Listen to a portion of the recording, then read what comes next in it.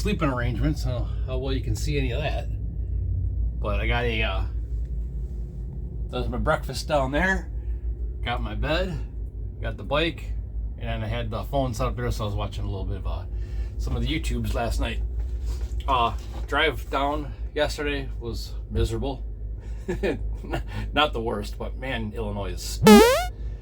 We almost got wrecked no less than 12 times on the way here. But once you get into Indiana, it's weird. Everybody drives a little bit better. But yeah, it's only going to be a high of like 44 today. We rolled into the track, but it was like between 8:30 and 9 o'clock last night, somewhere in there, I think. That was probably about 8:30. But it's chilly, and it got down to about 30 in the trailer last night, and I'm freezing my ass off. My hands are white. I got sleeping bags and stuff here, but it got cold and I'm cold, and it's windy. So this is gonna be sun's out. Hopefully that's our savior. But this is the miserable type of race day weather. I am just really excited to get the first round, get the bike fired up, make a pass. I'll be happy if I make it through first round. You know, if I get a win, awesome. But I'm looking forward to just making a rip and just riding this thing again, cold or not. But right now, I am going to I'm gonna start kind of situating stuff in here. I'm probably gonna leave the bed laid out. That's like a little cot I got at the Meijer store. It was like $60. Best thing I ever bought for this trailer. Yeah, I'm probably gonna leave this all set up because the odds are pretty good. I'm not gonna be outside a whole lot today. So believe it or not, I'm actually geared up. I'm wearing my leathers under all this. I'm just sitting in the trailer hanging out. I managed to put the cot away and get my blankets all put away. We just had driver's meeting. It's like 42 degrees out right now. There's five bikes showed up today, which ain't bad considering the weather and kind of a first race of the year deal. But I managed to draw the bye first round. We're doing double eliminations because there's so few bikes. Actually, there's not a lot of people showed up in general, so they're doing a lot of double elimination stuff, kind of give everybody some passes. But the track is super raw. They had just resurfaced all of this, and they were waiting on a rotator. It's supposed to be a prepped event, by the way. They're waiting on they are getting a rotator. It hasn't showed up yet. So last weekend they were hoping to have a kind of good starting surface of rubber laid down on the track, but the rotator wasn't here. So they held a no prep race just to get some cars down the track, get some rubber build up, and then the rotator still hasn't showed up. So this event is now a no prep event, and currently they're waiting on 2 sensors for the track, for the starting line. Right now there's no sensor for the pre-stage beam. There's only a stage beam. So if those sensors don't show up, they said they're supposed to be here by 12:30. So if those sensors don't show up, we're going to just roll up there and fully stage. They'll activate the tree, and then we're going to leave off of a flashlight. We won't leave off of the green light. We'll leave off the flashlight. That way, it's going to bring us into the beams, and we'll still get a win light at the end of the track. Time slip. Reaction times will be fucked up, but we'll still get a time slip at least. So that's where we're at right now. But I'm going to walk up there and show you like how this starting line looks. Right now, I'm currently trying to figure out what kind of tune-up I want to use for a track with no rubber on it on a super cold day. I can only turn the thing down so far. Half tempting to just leave like a street light. Don't even go up on the 2-step. Just fucking bring your RPMs up and just roll the clutch out like a hand clutch. We'll see. I got to buy first round, so we'll see what I play with. It is a pour your own puddle because they are trying to help get the surface to come around. So I do have some stripper glitter sitting there, so we might utilize that. But yeah, I'll walk you up there and you can check out the track. It's all freshy new. I'll get you up to the starting line here.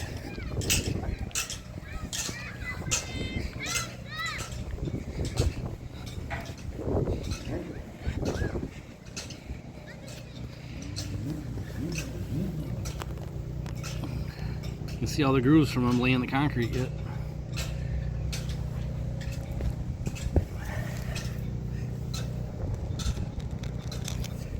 It's gonna be a hard one if there's nothing. It's almost worse than a street because it's slick and it got grooves going with the tire. It doesn't get any better.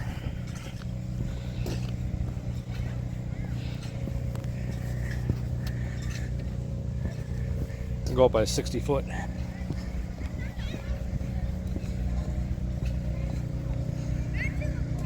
So we're out to 60. There's nothing there. This is gonna be fun. I'm actually kind of excited to try to figure out how to get down this. The one saving grace we might have is I think they're gonna run a couple car classes before us. And with it being pour your own puddle, hopefully there'll be some little bit of stick up there. Like I said, we'll find out on the bite run.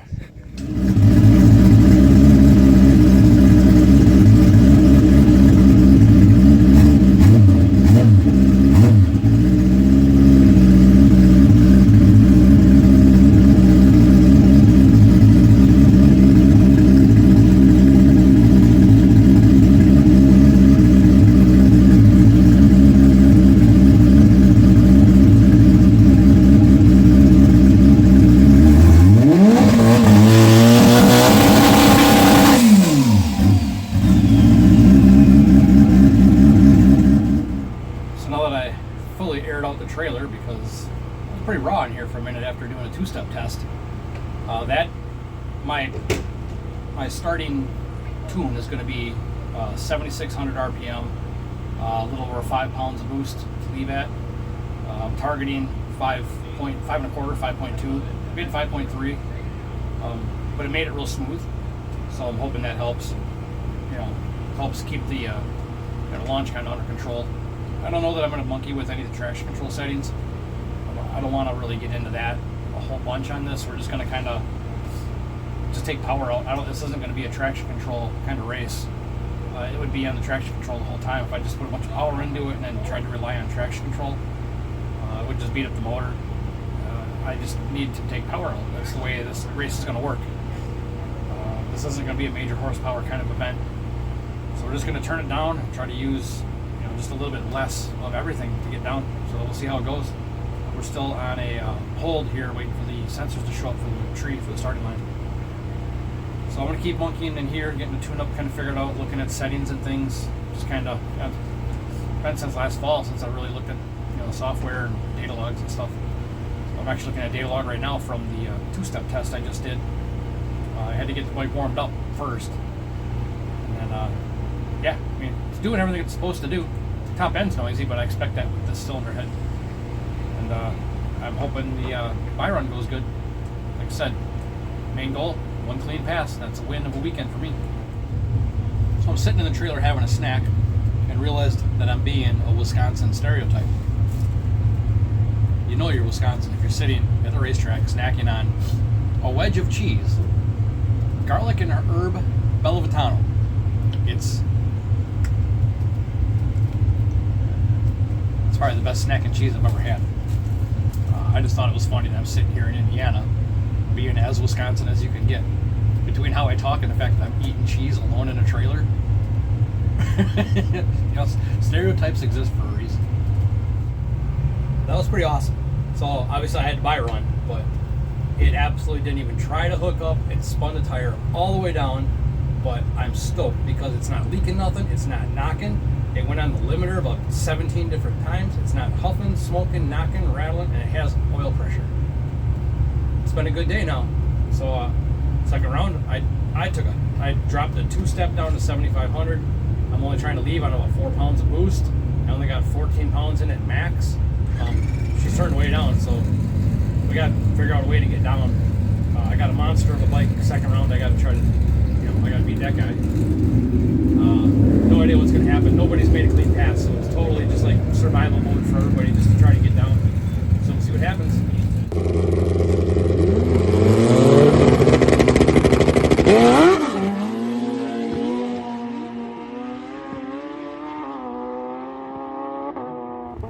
We've officially lost the sunshine. I know you're looking through my little screen there, but it's dark. It's overcast. Well, we won second round, so I had to buy. The guy that I beat second round, he lost first round, so with double elimination, he's out now. I don't know who else is still in it.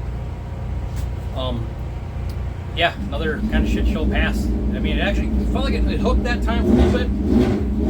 And there's just nothing down track. I've got all the power out of it I can just about take without, kicking the turbo off the front of the seat of my pants. I just made another change to some timing, which I pulled a bunch of timing out of the thing. So, well, we're kind of like winging it, getting back into the groove of things. So far, the bike seems to be, it's running good. Data all looks good, including fuel pressure and oil pressure. Air fuels are all staying good. So, I mean, I'm pretty happy about that. So far, this trip is a win for me, no matter what happens from here on out.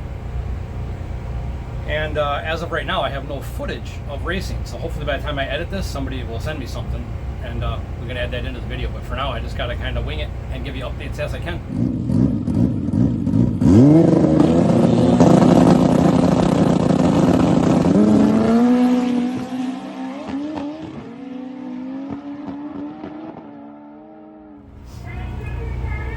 We won another round, so now we're on the 4th round. Double elimination. I'm the only one left with no losses, but because of the way the ladder falls and who's had bye runs, I got to race somebody that has 1 loss. If I win, I go to the final. If I lose, I got to race somebody else. Double elimination gets a little tricky, but we got it figured out. I just need to keep winning. That's the bottom line. But they're calling us back up, so wish me luck.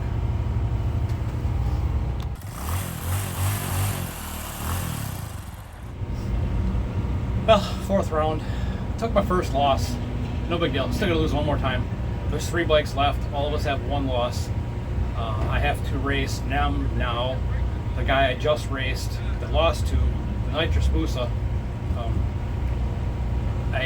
He hasn't had the bye run yet, so he'll get a bye to the finals. Me and Nem will race. Loser of that will obviously have 2 losses and be done. The winner goes on to the final.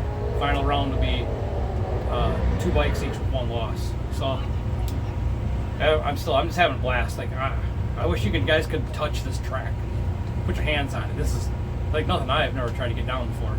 And literally all the bike guys we've been talking, like it's a crapshoot between like traction control, timing. Like nothing is saving your ass on this surface. It's literally just hope you can get the bike to plant early and just feather the fucking ride all the way down. The last pass I made, actually, I should look at the data log. If I had to guess, man, 60, maybe 70% throttle the whole way. Spun twice, caught it, and I just steadied the throttle, left it alone, and it was going. And I just kept making shifts. So that's kind of the strategy right now, is just to kind of to feel it out and just try to get down. And yeah, last round I just got outran. I couldn't get a hold of the track good enough to catch up with them. So that's what happens. But I'm so happy with the bike right now. Like this thing shouldn't even be together, and here we are hopefully going to a final. But we'll see. Yeah, stay tuned for an update. Hopefully, next little clip here will be me saying I'm going to the final. Let's see.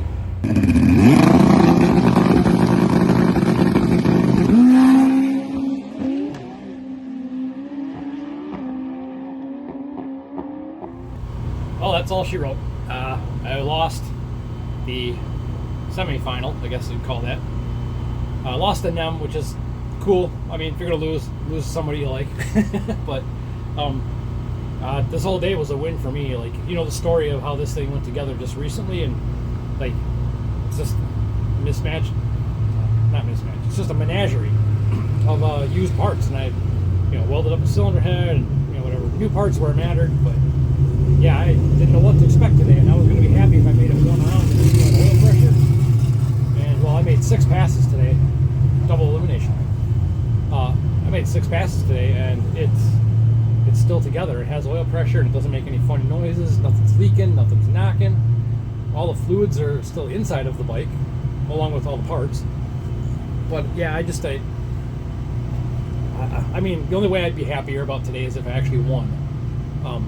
But for me, that's not what today was going to be about. It was getting back on the track and remembering why I like racing this bike. And yeah, I'm really happy that it's in the trailer in one piece. We're gonna take her home. We're gonna give her a fresh oil change, check the clutch. Oh, that's the other thing. That's 6 passes on a MTC Gen 2 clutch. Everybody says you can't do that. You can only go every pass. You gotta check this, check that, whatever. I've never bought into that. That's why I always tell everybody, I'm like, I don't have this thing set on kill. That's cliche. But yeah, I don't have this thing set to go, a 115, 60 foot every pass. For what we do, where we race, like no prep type stuff, being consistent, 120s is really all you gotta, anywhere you gotta be.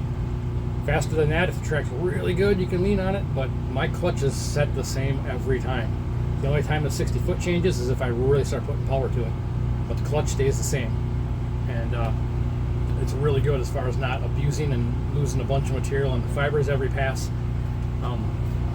So yeah, I mean, and we were hot lapping today. We didn't get but maybe, it seemed like 20 minutes between rounds, and I would get back to the trailer. Literally, I'd get it in the trailer, I'd put air back in the swing arm, I'd check the tire, I'd top off the fuel, and I'd pull the plug off the oil fill plug out, just to get some air into the clutch, and then I'd zip tie the clutch lever to the grip, just to get the plates and stuff separated, so kind of little airflow in there.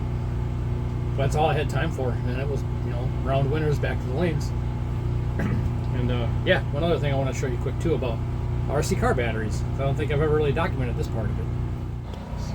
So as you know, there's 2 RC car batteries down in here. See them? 4S batteries. And I got that big ass in-tank fuel pump. Now that's 6 passes today. 6 times I've had to start it, ride it to the lanes, make my pass, ride it back into the trailer. Then I would, I'd make changes to the tune, fire it up, do a 2-step check. So this thing's been starting and stopping all day with no charging system, 2 RC car batteries. Now listen to the pump, so you know it's a burly guy.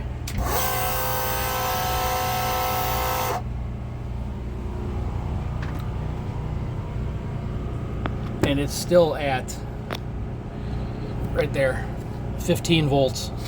Fully charged, there's 16.5 or 8. So it's only lost a little over 1.5 volts in an entire day of racing in what right now was 37-degree weather. Guys, you ain't gonna believe this shit. So that last little clip when it ended and I was talking about listening to the fuel pump when I fired up, I was watching the camera and not the bike, but something caught my eye. And so 3 passes ago, the bike made a pretty decent pass. My last 2 passes I've made, it's spun the tire. I think I just figured out why. So I'll show you. I know it's kind of hard to see because my trailer's a little bit dark, but you can see this is all wet down here. The return line going to my regulator was loose. When I fired up the pump to show you guys, how loud it is, the whole area filled with fuel. So it actually was dripping in front of the tire. That's why I don't know how the bike got down at all the last 2 passes. But at least we figured out what it was. And now I don't have to feel so bad about my inability to get down track. It was having some assistance.